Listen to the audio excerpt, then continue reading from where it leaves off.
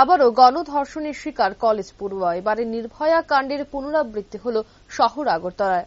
আটক মূল অভিযুক্ত, ব্যাপক চাঞ্চল্য। গণধর্ষণের নৃশংসতা ইতিমধ্যেই গোটা দেশ সহ বিশ্বে মানব সমাজকে এক বিস্ময়কর অমানবিক পরিবেশের সম্মুখীন করে রেখেছে। গা শিউরে ওঠা এই শব্দটি শুনলেই শরীরের অঙ্গ প্রত্যঙ্গ নানাভাবে দুমড়াতে মুচড়াতে শুরু করে। মানসিকভাবে বিধ্বস্ততার যদি কোনো প্রত্যক্ষ ঘটনা থেকে থাকে, তা শুধুমাত্র প্রকাশ পায় গণধর্ষণ নামক শব্দটিতে।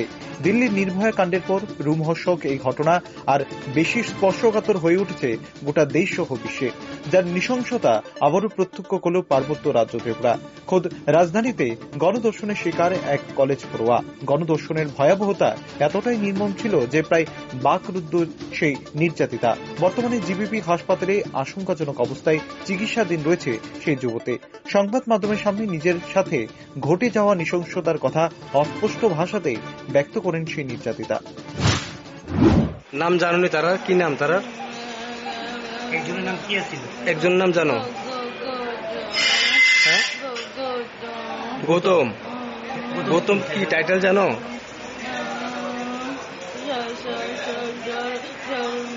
শর্মা। শর্মা। কোন জায়গা বাড়ি জানো না? কলেজে করে তোমাদের সঙ্গে। তুমি কেমনি চিনো গৌতমকে?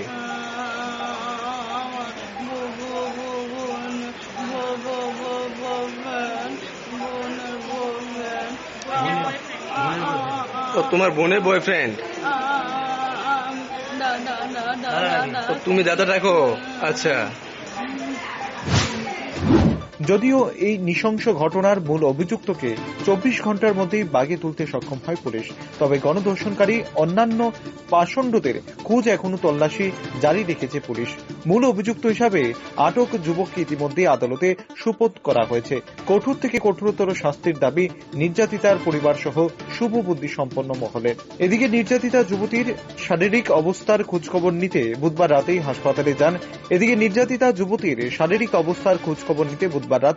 হাসপাতালে ছুটে যান বিজেপি প্রদেশ সাধারণ সম্পাদিকা পাপিয়া দত্ত। নৃশংস এই ঘটনার তীব্র নিন্দা ও ধিক্কার জানিয়ে দোষীদের কঠোর শাস্তি দাবি করেন তিনি। একজন কলেজ পড়ুয়া ছাত্রীকে একজন দুর্বৃত্ত বলাও মনে হয় ঠিক হবে না, নরপিশাচ আমি বলতে পারি, ভাষাতীত ভাবে তার উপর অত্যাচার করে তাকে ধর্ষণ করা হয়। শব্দটি বলছি, এটা আমার খুব কষ্ট হচ্ছে এবং সে বর্তমানে জিবি হাসপাতালে চিকিৎসাধীন। আমি আসলাম দেখতে, আমার সঙ্গে মহিলা মোর্চার অন্যান্যরা আছেন। পরিবারের সাথে কথা বলি, খুবই ভেঙে পড়েছে পরিবার, খুব স্বাভাবিক। এবং মুখ্যমন্ত্রী আমাকে কিছুক্ষণ আগে উনি পাঠিয়েছেন, বলেছেন যে আমি যেন আসি, দেখা করি। আমার প্রদেশ সভাপতিও বলেছেন।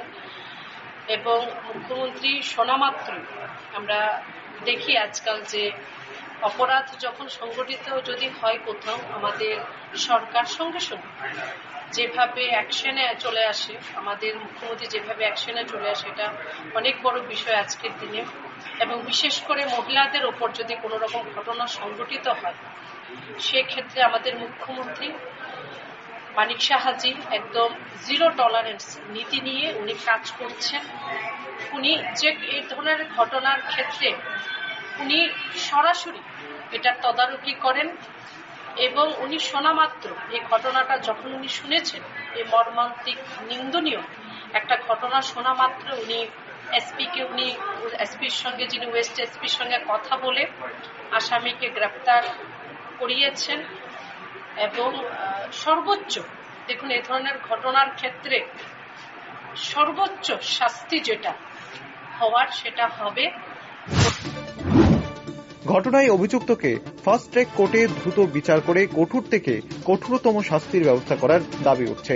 রাজ্যের ইতিহাসে অন্যতম বর্বরতার ঘটনায় বিশেষ তদন্ত টিম করে মামলার দায়িত্ব দেওয়ার দাবিও করা হচ্ছে। Bureau report, rising Tripura.